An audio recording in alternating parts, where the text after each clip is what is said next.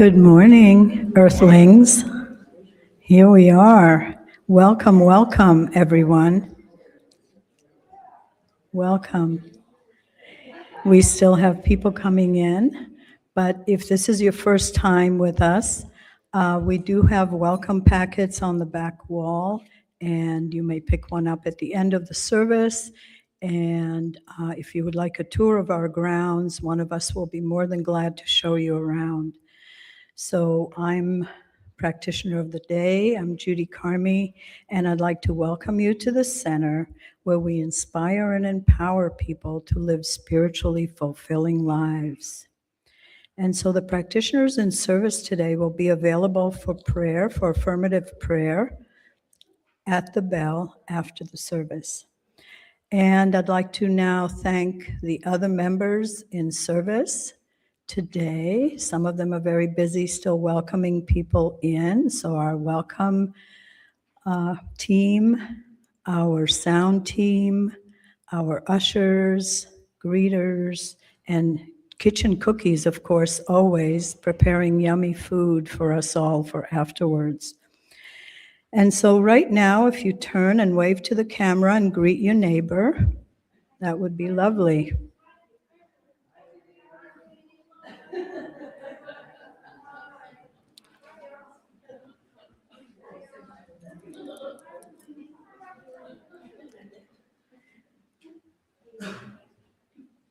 And if you can silence your phone, we will now welcome Dalton Fitzgerald with our opening song.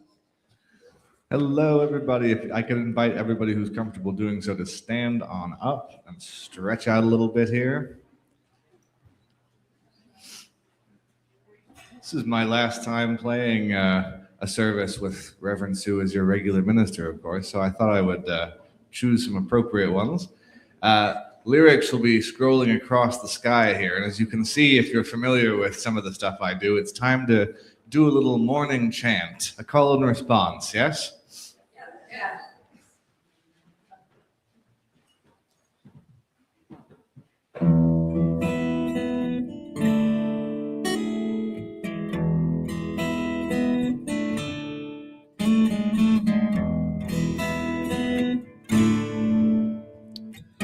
Here's how it goes. Om Namo Bhagavate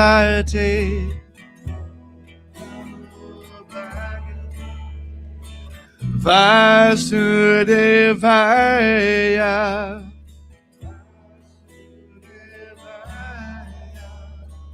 Om Namo Bhagavate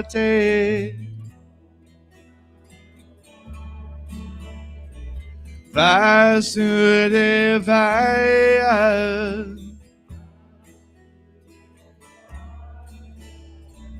Om Namo Bhagavate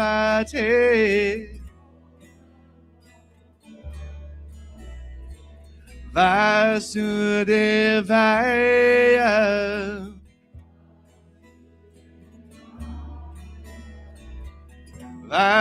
Vasudevaya.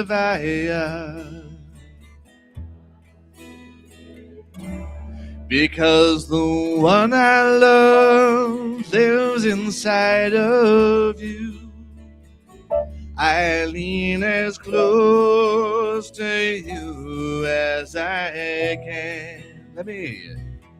Because the one I love lives inside of you, I lean as close to you as I can. Because the one I love lives inside of you, I lean as close to you as I can. Because the one I love lives inside of you, I lean as close to you.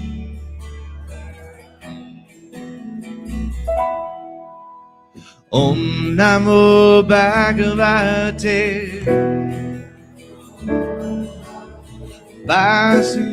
Vasudevaya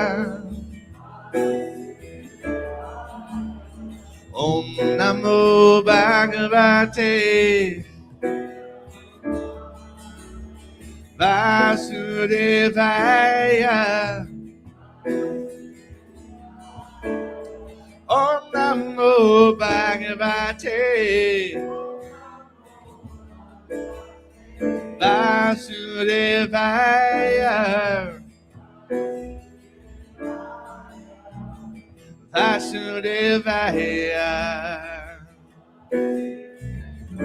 Because the one I love lives inside of you. I lean as close to you as I can. Let me hear you.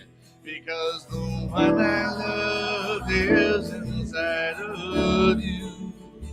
I lean as close to you as I can. Because the one I love lives inside of you. I lean as close to you as I can. Let me hear you sing. Because the one I love lives inside of you. I lean as close to you. Here we go. Om Namo Bhagavate Vasudevaya. Om Namo Bhagavate Vasudevaya. Om Namo Bhagavate Vasudevaya. Vasudevaya.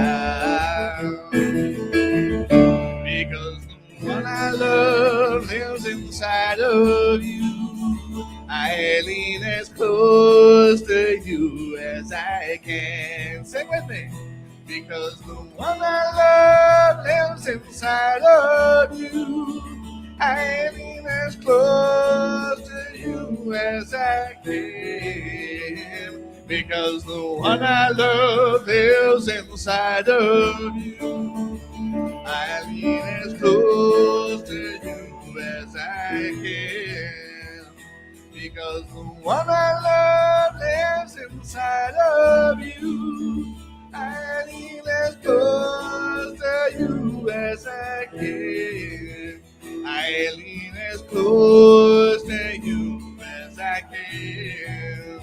I lean as close to you as I can. I lean as close to you as I can.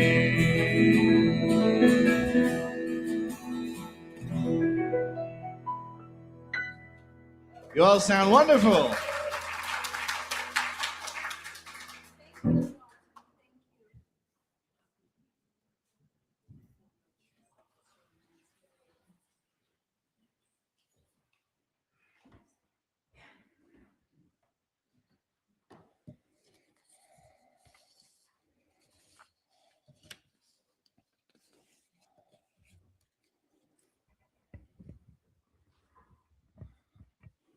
Good morning. The first announcement I would like to make is that the bookstore is reopening. And I really want to thank my coworker, Jen Catuli. She worked her hiney off this weekend to get it put back together as I was doing some other things. So Jen, if you're watching, I love you. I thank you. You are awesome.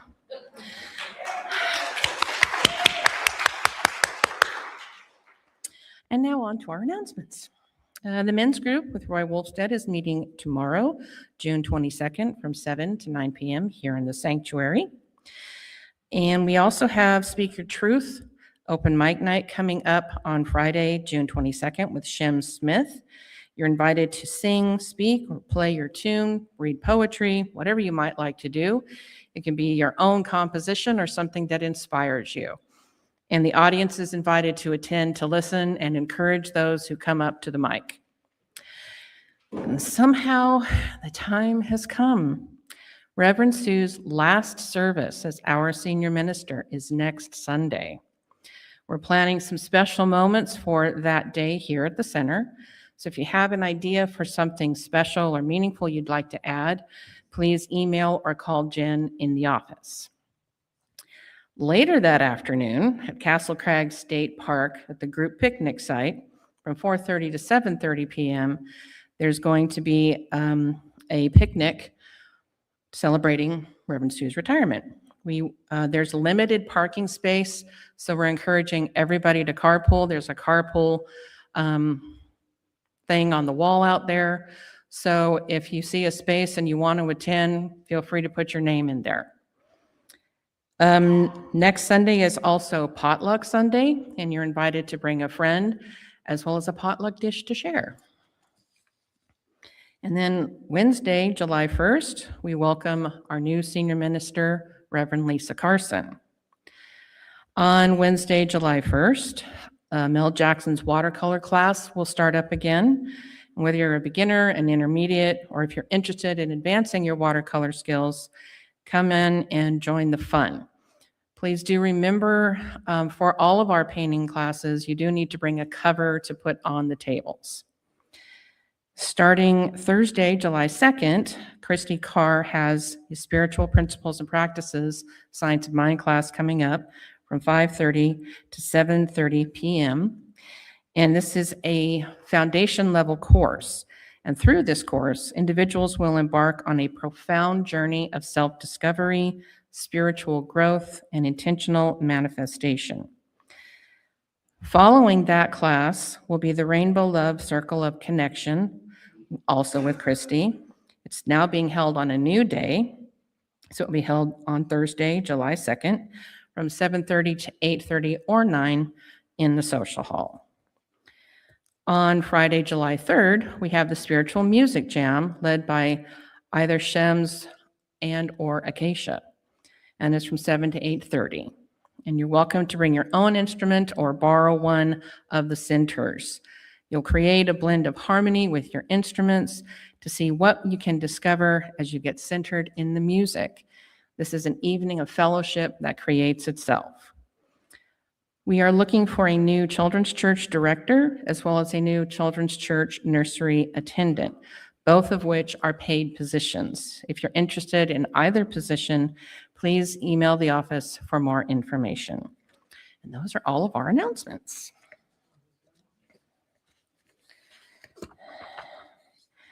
And today's reading chosen by Reverend Sue. Father's Day. In 1909, Sonora Smart Dodd heard a sermon about Mother's Day and thought fathers deserved similar recognition. Her own father, William Jackson Smart, was a Civil War veteran and a single parent who raised 6 children on his own after his wife died in childbirth. Deeply moved by his devotion, Sonora proposed a Father's Day celebration to be held on June 5th, her father's birthday. The idea took root, and the first Father's Day was celebrated on June 19th, 1910, in Spokane. But it wasn't until 1966 that President Lyndon B. Johnson issued the first presidential proclamation honoring fathers, designating the third Sunday in June as Father's Day. President Richard Nixon signed it into law in 1972, making Father's Day a permanent national holiday in the U.S. The spiritual takeaway of Father's Day invites us to honor not only our earthly fathers, but the spiritual essence of fatherhood, the divine masculine. It is the archetype of strength expressed through gentleness, authority tempered with compassion, and wisdom rooted in love. Just as Mother's Day reflects the nurturing, receptive aspect of the divine, Father's Day honors the steady, guiding presence that encourages growth, affirms our strength, and calls us forward into greater expression. And here are a couple of quotes. What makes you a man is not the ability to have a child, it's the courage to raise one, to guide with humility, to show up without fanfare, to sacrifice your own ease for the sake of someone else's future. That is the quiet greatness of fatherhood. It is not a role of perfection, but of presence. Barack Obama. Anyone can be a father, but it takes someone special to be a dad, a stepfather, an uncle, a mentor.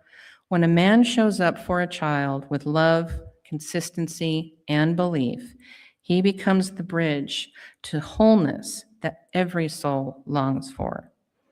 Charles Daniels Jr., Uplifting Fathers and Strengthening Families.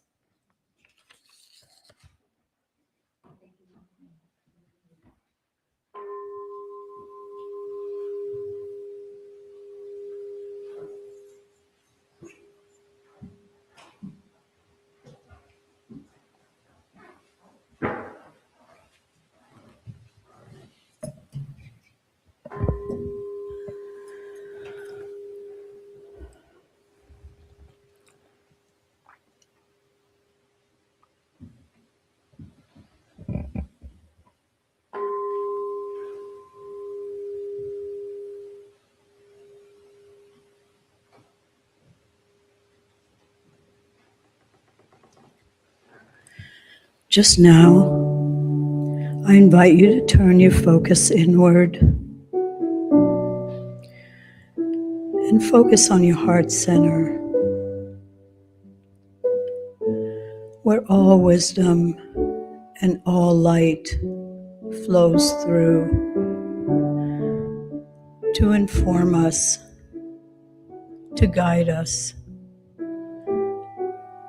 As I know and recognize that there is only one universal life force that is light, that is love, that is conscious and intelligent and creative, that is everywhere present, always, in, through, and around every human, every animal, every plant, everywhere present with light.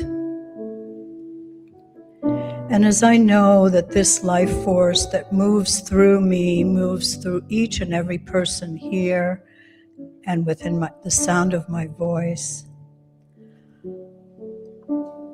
I am grateful to know that only good can come through as we align with this amazing, amazing energy.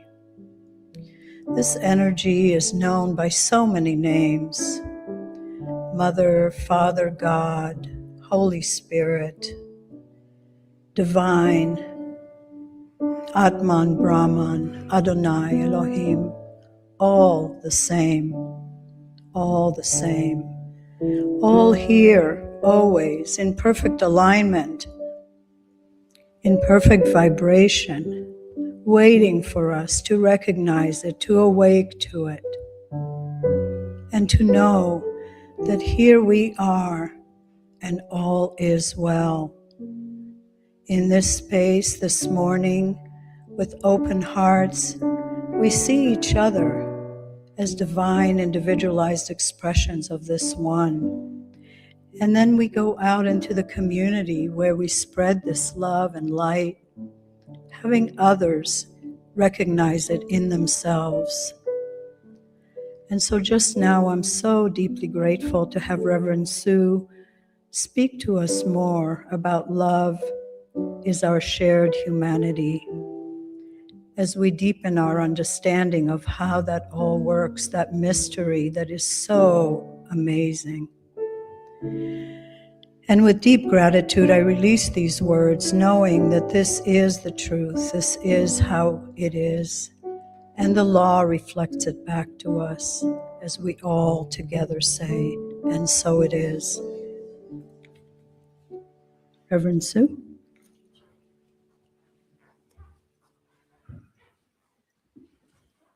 Thank you too, Judy. Thank you. Good morning. And I recognize one thing about the center And the men in this room, I think that we have the best fathers of Shasta County in this room.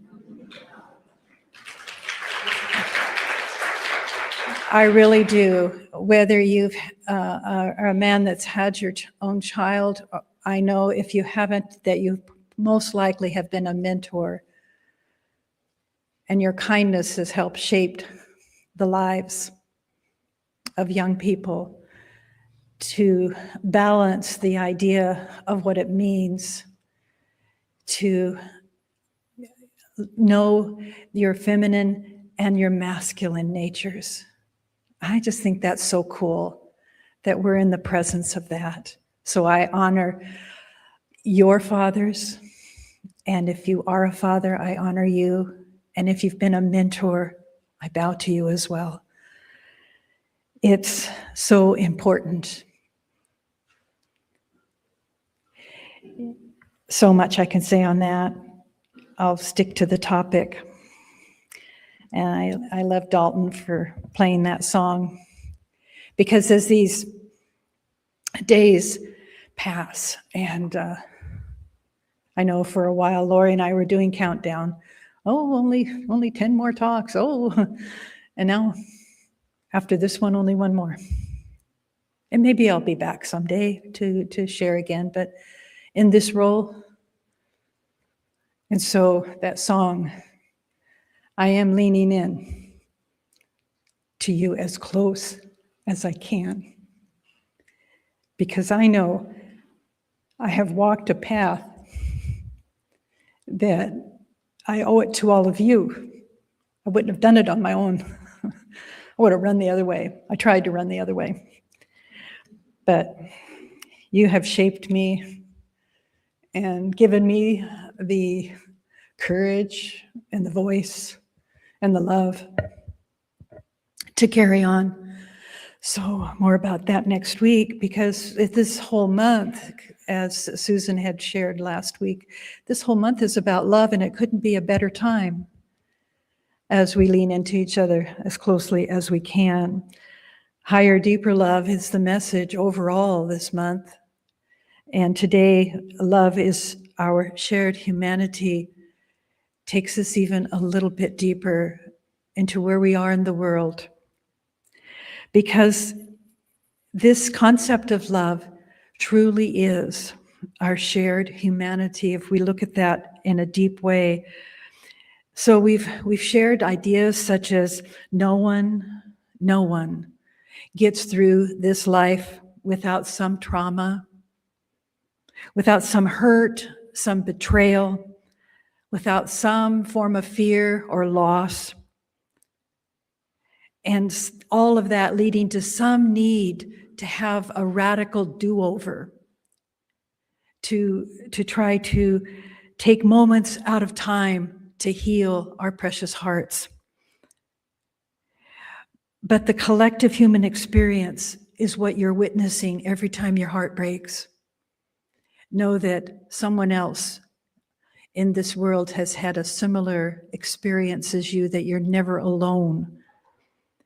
And so we start to appreciate humanity for all it's been going through and how it rises to the concept of a greater love.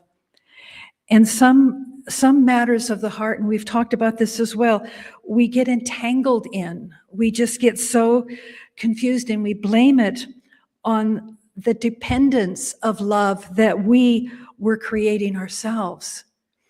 So that love that we're talking about all this month is bigger than a concept of love that you might have had your whole lifetime.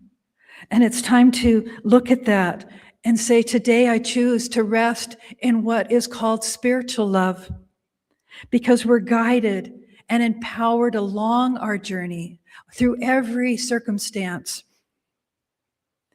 to empower our way with the spiritual love. And that's what we share here at the center. That's what we lean into, these spiritual insights that are informing our hearts always, that we are interconnected with the world, not just with each other here, not just with a cluster of friends that you might find here.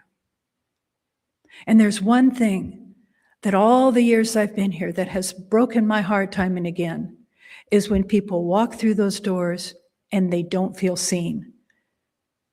They don't find somebody to go sit with, to say hello to. Nobody comes back to say hello to them. Now I know a higher truth, that's not done intentional.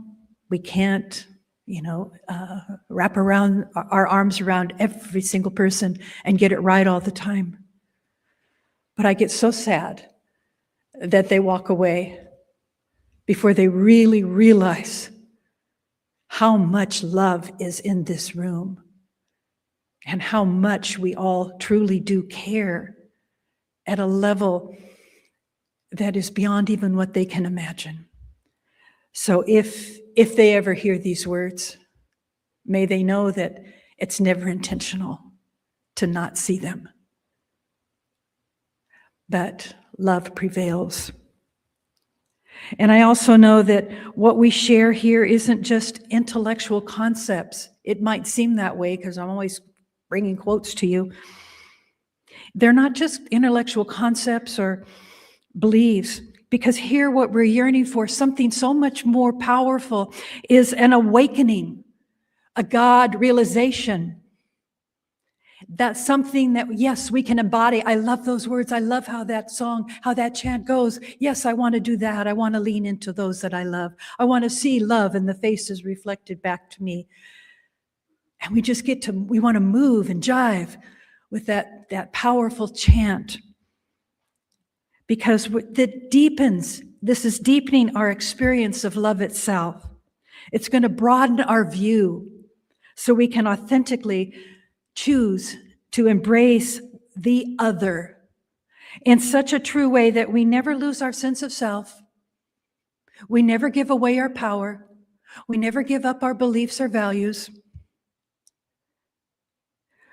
And we never give up our peace of mind. But we love anyway. And that's the walk we're doing in society today, in the world today. If we're all connected, then I truly believe that we need to drop our resistance to each other.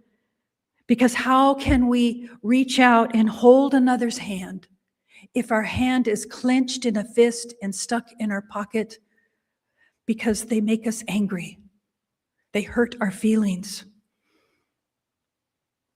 It is for us to have the courage to open the hand and to reach out to one another, not clutch their hand, but reach out and just begin to close that space of misunderstanding and really work on this idea of cultivating the spiritual heart of compassion and empathy and truth. Because I know for myself, because I think I'm right all the time, that, thank you very much. Thank you very much. Yeah, we feel so right. We know what that feeling feels like, and we don't want to give that up. You don't have to. We just need to soften the edges of that and be willing to listen. And as Dr. James used to say, thank you for sharing. Goodbye. So we're still looking to invite ourselves into a greater circle of spiritual consciousness so that we're able to see through the appearances of separation and seek to see the sacred. Presence to presence. And presence takes many forms.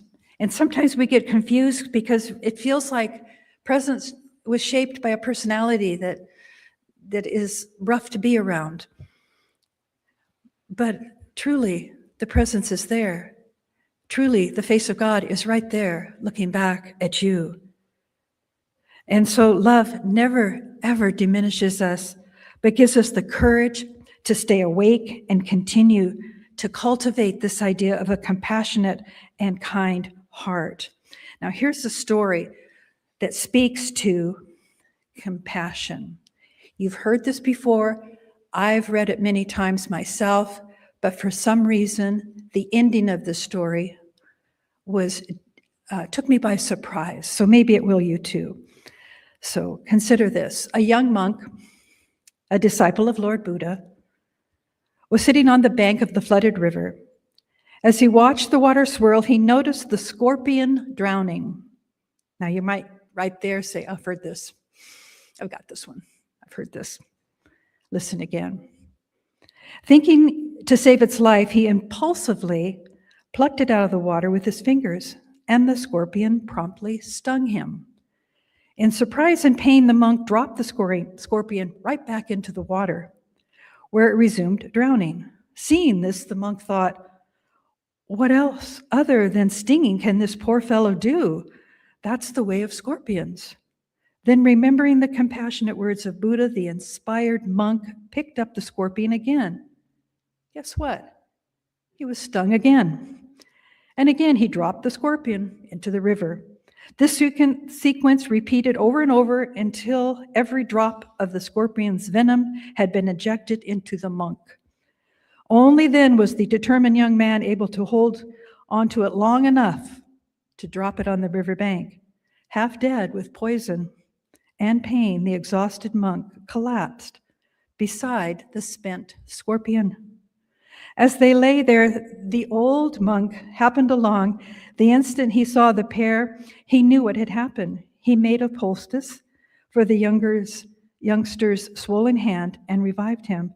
But as soon as he came to consciousness, the newcomer began slapping and scolding him. You fool, fool, fool!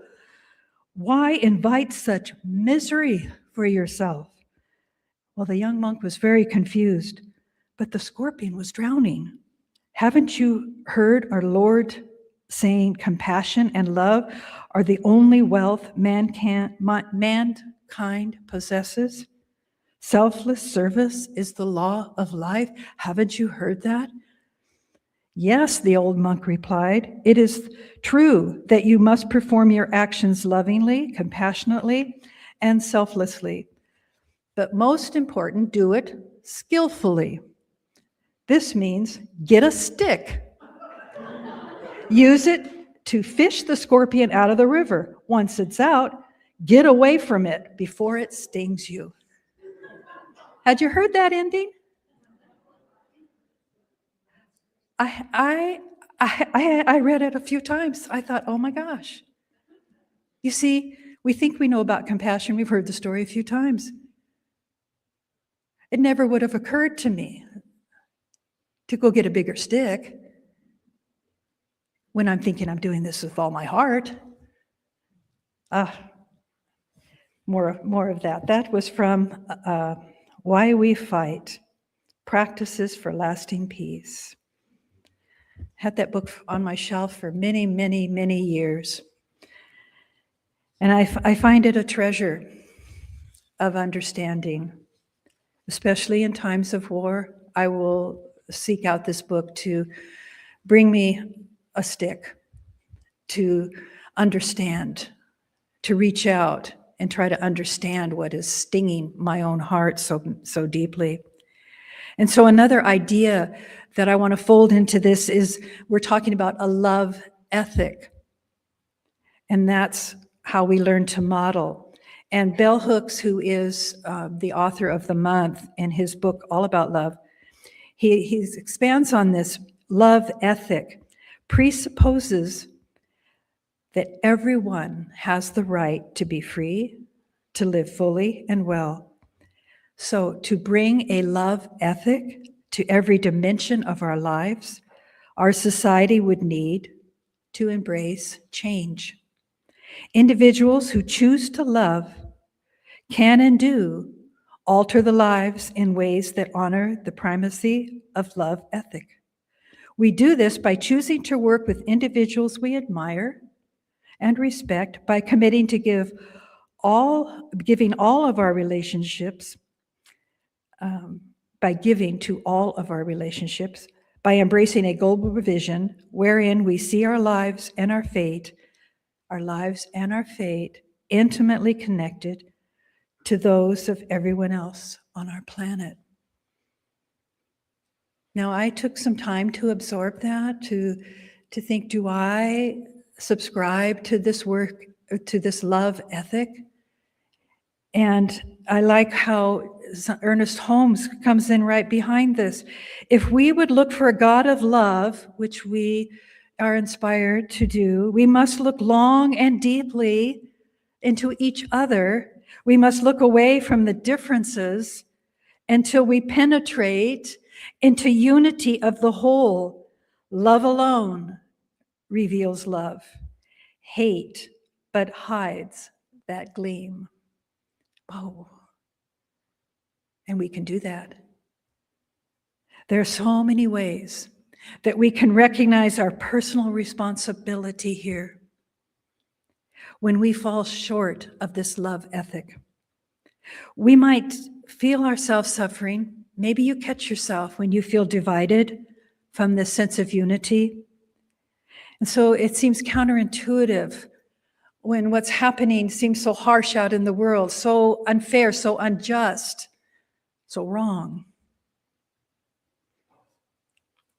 But think about how our suffering stems from dividing ourselves, also from our personal self, for then turning on ourselves and beating ourselves up for not getting it right. Letting the voices inside of us begin to run our head and ignoring the concepts of self-love. That's where it begins. We're designed to dwell in wholeness. I absolutely believe that as a divine principle that I can embody. I treasure the wholeness of the body. I treasure the intelligence that operates through every organ, every cell, every blood vessel, every pain in our body is divinely influenced by the concept of wholeness. And I believe it's inherent in us, so to honor that wholeness then, to honor ourselves for who we are, and likewise shift our desire then to act against those who have differences that we're wrestling with somehow. Following the urge to poke at someone only continues to fragment ourselves, our big self within. I know it's expressed by wise sages. Here's where I'm still a little bit stubborn. To honor our differences. Honor is a big word to me. So maybe that's why, I honor you for doing something so despicable. I just can't go there. When I put it in those words, no, either can you, but so wholeheartedly, I have to look at the words that I hear and see, well, I can't do that, but what can I do? And I do recognize that I can see the difference. I recognize, there's a difference between us on how we see this. And accept then within me that the other that I'm looking at into are living from another point of view. I can do that. I can do that, and it eases the strain on the space between us. And then when I'm able to do that, I can take that deep breath and choose to stay open to love. So what I'm adding here then is the idea, the principle of ahimsa. It's a universal principle of nonviolence. It comes from the Yoga Sutras, but it means to align with nonviolence. In other words, stay in our lane, stay in our own lane in the love ethic. And as Thich Nhat Hanh reminds us, is to do our best, to remain true to our principles, do our best. Then we never lose sight that the essence of our struggle was love. We were struggling with love. It boils down to that. Not the thing itself, but love. And that is the real contribution that we can offer into humanity.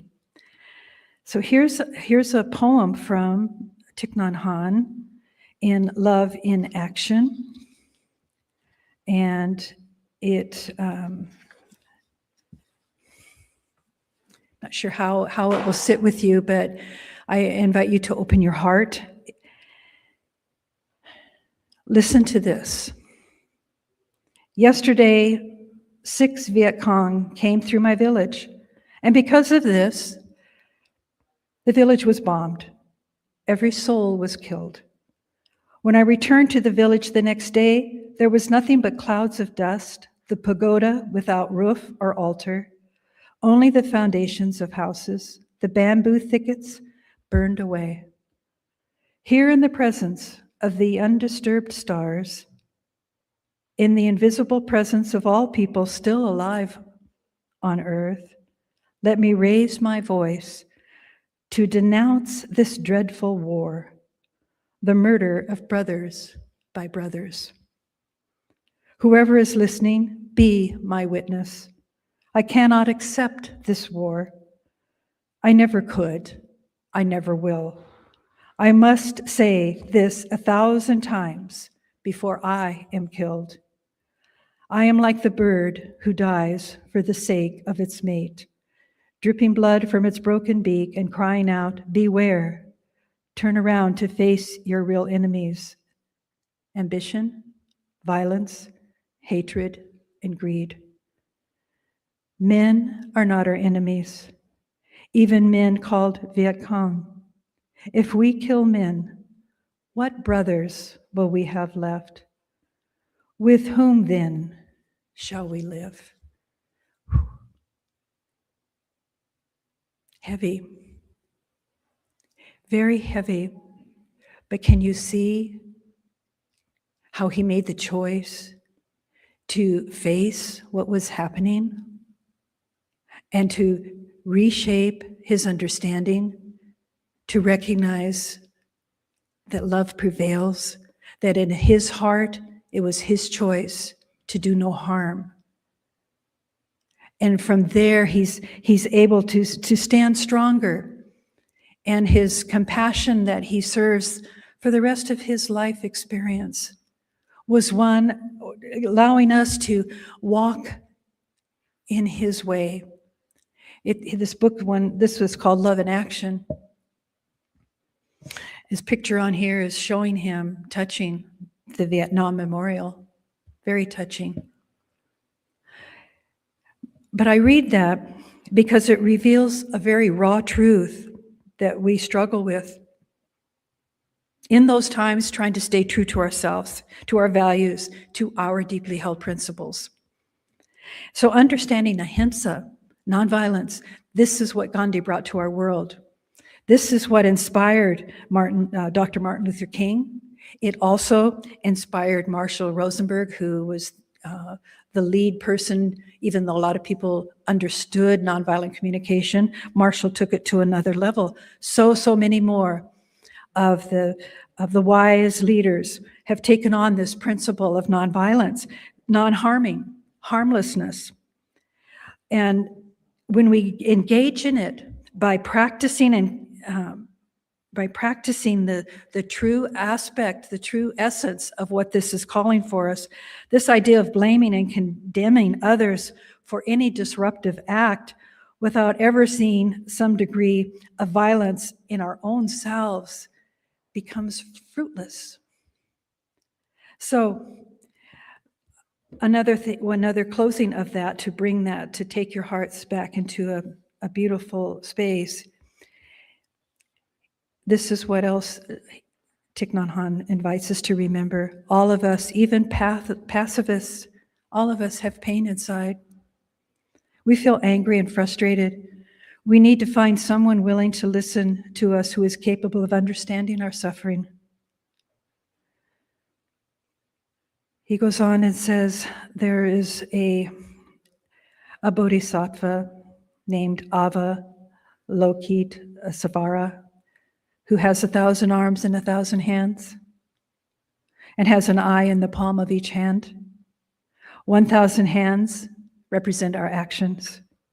The eye in each represents our understanding. When you understand a situation or a person, any action you do will help and will not cause more suffering. When you have an eye in your hand, you will know how to practice true nonviolence. Imagine if our words also had an eye in it. It is easy to depict a hand with an eye, but how might an artist put an eye into our words? Before we say something, we have to understand what we're saying and the person to whom our words are directed. With the eye of understanding, we will choose not to say things to make the other person suffer. We have the tools. We have such beautiful wisdom at our fingertips. And this idea, knowing that when we really belong, it's not something about being passive. It's really engaging ourselves that we are to join. It is our choice to be the one that joins. It is our choice to have others see us. So it's vulnerable. All of this can make us feel uncomfortable. But learning how to be absolutely present with the sufferings in this world, we will turn to cultivate that deeper courage that lives in each one of us. And then we'll know together, hand in hand, grasping one another's hands, knowing that we can do these hard moments together. Working with the understanding of this powerful love, I want you to think of your own story. All the generational stories that live inside of you, they've been handed down to you. These stories that absolutely gave you the strength of who you are today and the fortitude, they all pass down through you to you from ancestors. And sometimes they're stories we love to tell. And yet sometimes our stories have trauma, and sometimes our stories have abuse, and those stories go silent. Those stories go unhealed because we're guarding a truth. For some reason, we're guarding this truth. Have you ever heard others share, oh, in our family, we didn't show any affection. No, we learned not to talk about certain things. We were never allowed to share our traumas outside the family. Now, one only thinks it remains unexpressed, but truly, it precedes you. Your stories precede you. They're in you as you. You're holding on to them. So, regardless of how you're trying to hide, the moment we can stand in our own truth to share maybe how sorry and how lonely we feel, to maybe drop our addictions that we use to try to cover up our inadequacies, to eventually open up and know that love prevails and love endures all things. And then we rise up and we're realizing, I am so resilient. And you can run to your friends and say, look what I've been through. And look who I am today. And you're claiming your personal power. And you're leaning in to this beautiful idea of love.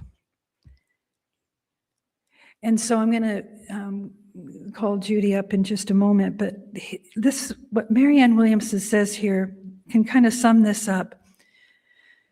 Because love, she says, is not a feeling, it's an ability. We have an ability to love, and it's a choice. And you can choose to be loving even when it's hard, even when it's difficult, even when there's conflict, even when there's pain. And as I look out at you, and I know I'm looking out at the presence in you, I know you've got this. And as you look at me, I know you're encouraging me to do as well.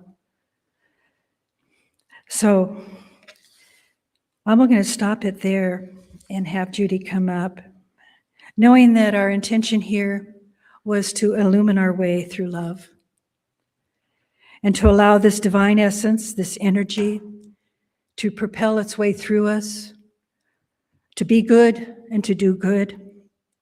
And I know that we each have the power, the personal power, to set ourselves free and to set this new concept, this agape love, to set it free, to let it flourish in the world.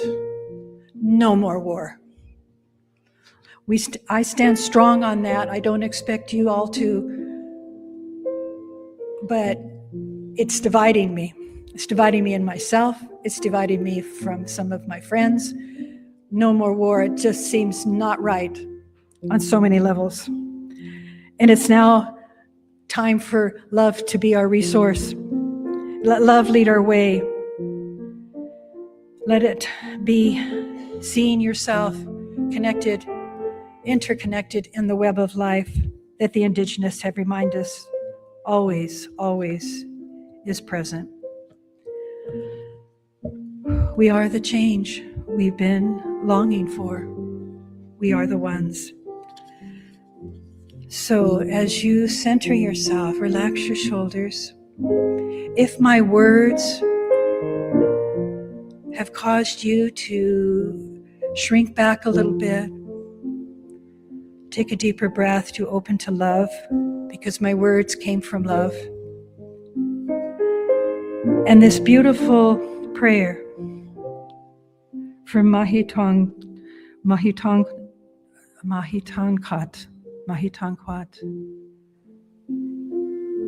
Name actually means nose and medicine story. That's what his name means. And he offers this healing. Hear, O humankind, the prayer of my heart. For we are not one, have we not one desire to heal our Mother Earth and bind her wounds, to hear again from the dark forest and flashing rivers the varied, ever-changing song of creation? O humankind, we are not all brothers and sisters. Oh my goodness, I am flipping the words. What a horrible poem to read. I'm going to start again. I kept going, what's wrong with this? Okay. Thank you, Judy. Carry on. For are we not one? Are we not one? Have we not one desire to heal our Mother Earth, bind her wounds, to hear again from the dark forest and flashing rivers the varied, ever-changing song of creation?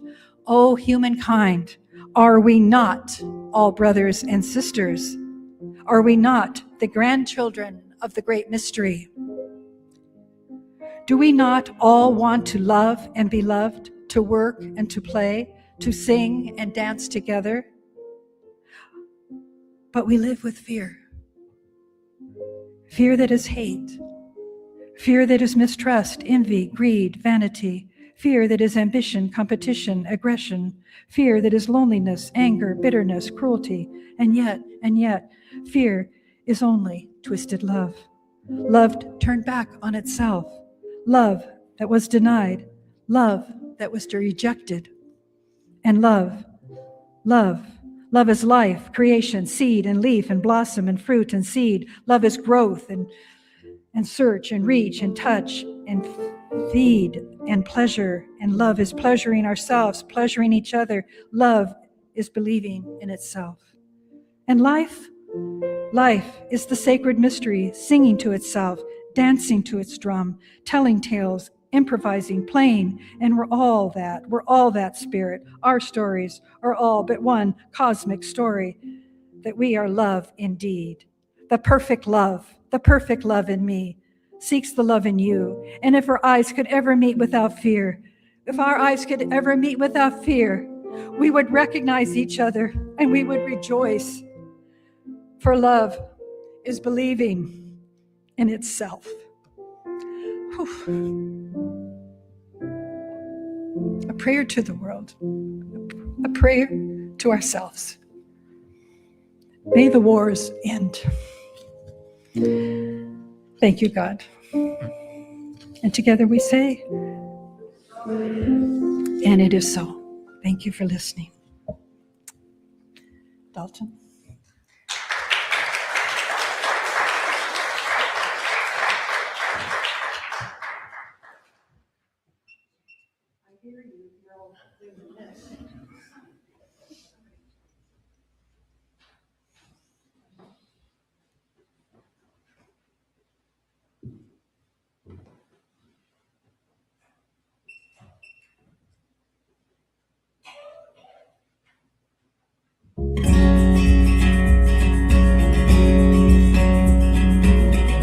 Through the winds it rips and rages, high above the farm and city grid lines. Through the ink of thinking sages, a sleeping man in a bed of pages weaves the hand of the divine. We've got our maps and clues, police and policy, but still we cannot find the spirit's nest. We hunt for miles and all the while it paints the scenery, scatters and whirls in arabesque. Whoa. This mercy moves, love is loose, hey, love is loose in the world. The universe is singing loose, hey, God is loose in the world. We better lock him up, the crazy man.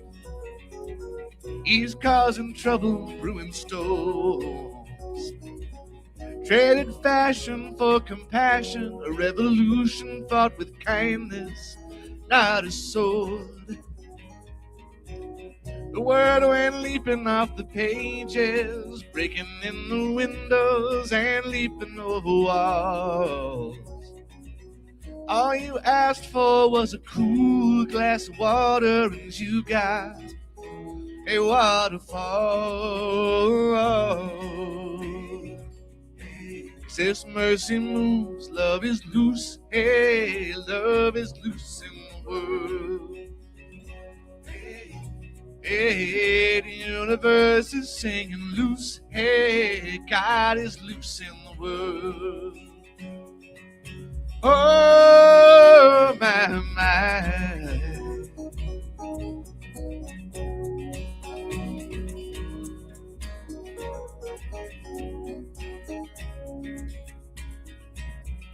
Tears of sadness for the hands that kill, tears of joy when life is born. I hear the song of freedom and my sails are filled in a rusty nail, a cross, and a temple curtain torn. This mercy moves, love is loose, hey, love is loose in the world. Hey, the universe is singing loose, hey, God is loose in the world.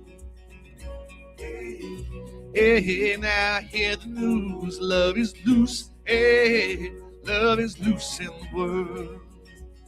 Hey, the universe is singing loose, hey, God is loose in the world. Oh, yeah. Mm-hmm.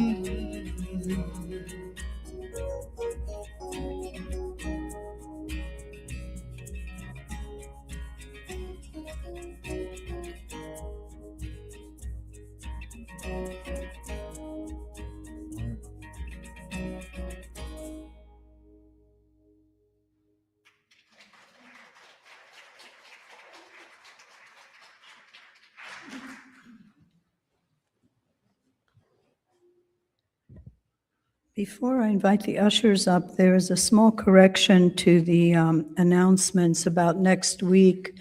When we have the, usually the potluck here at the center, we're asking that since it is a celebration for Reverend Sue up at the Castle Craigs, that we bring our food with us to the picnic instead of bringing it here. So, yeah, if you're coming here with the food, maybe in a cooler or keeping it warm until we leave and carpool to the celebration. So right now, I would like to invite the ushers up.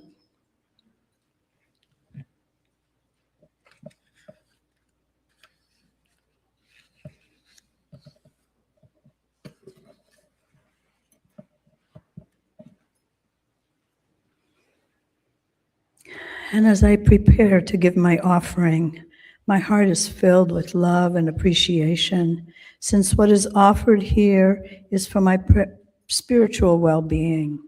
I'm filled with gratitude, knowing life stays in balance, for as I give, I receive.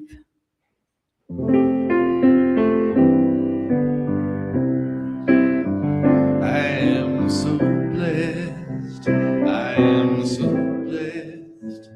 I am so grateful for all that I have. I am so blessed.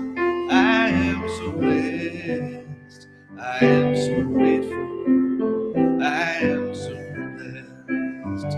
I am so blessed. I am so blessed. I am so grateful for all that I have. I am so blessed. I am so blessed. I am so grateful. I am so blessed. I am so blessed. I am so blessed. I am so grateful for all that I have.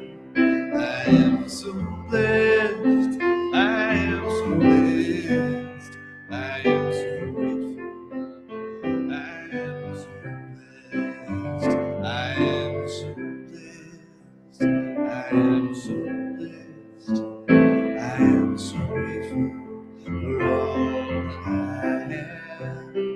I am so blessed. I am so blessed. I am so grateful. I am so blessed. I am so grateful. I am so blessed.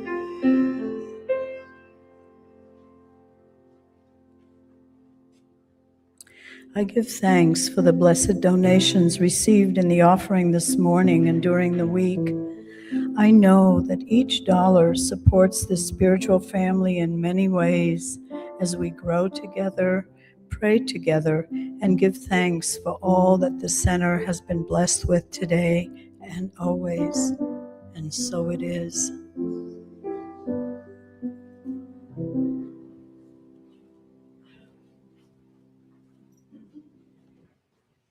Before Dalton does his final song and we get to stand and hold each other's opened hands for the peace song, a little bit about next week also.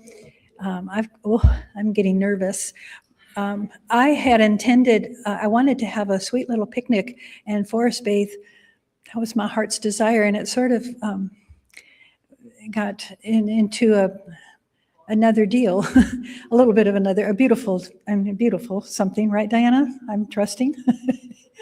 Oh, anyway, up there, so we're going to meet here at 3:30 is what I'm saying for the carpooling. So the gates will be open and we'll meet and we'll situate ourselves in cars and enjoy the journey up there.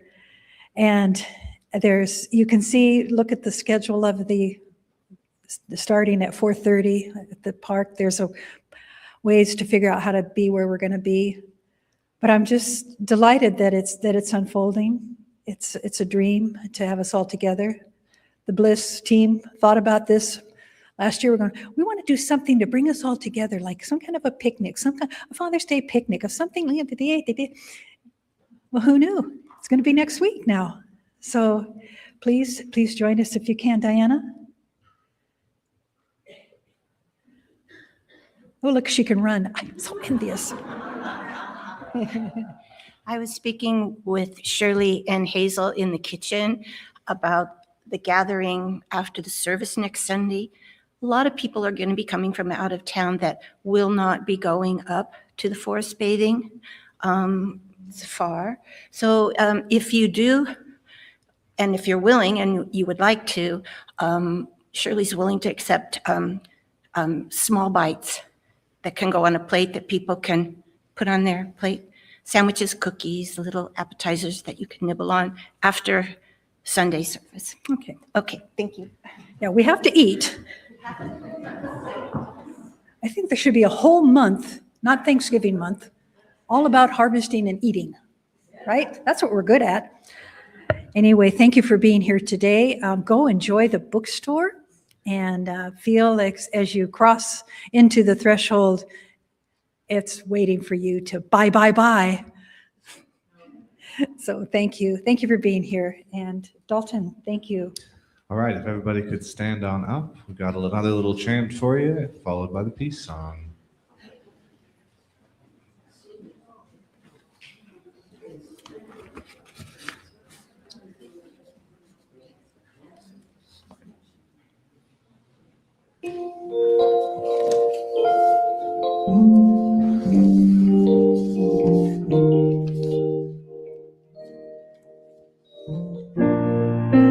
Why haven't we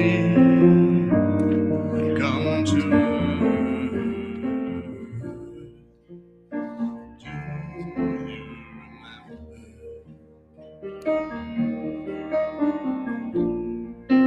why haven't we taken birth? Do you remember to love, serve, to love, serve? That's how it goes. Let me hear you sing. Why have we come to do you remember?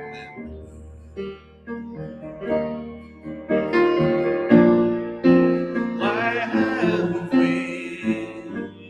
taken birth?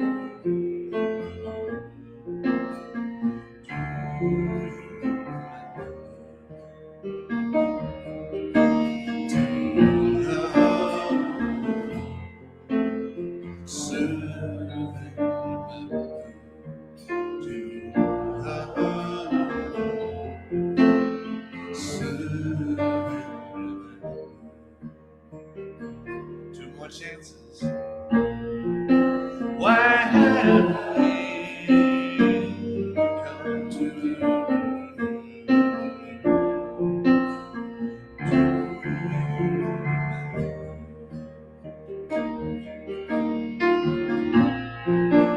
why have we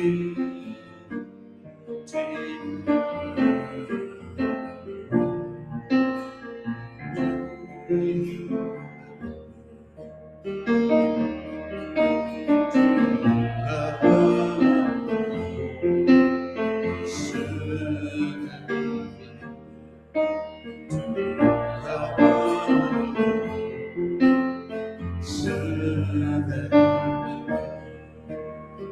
one more time, like you mean it. Why haven't we come to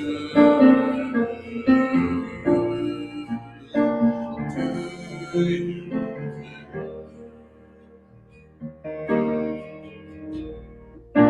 Why haven't we taken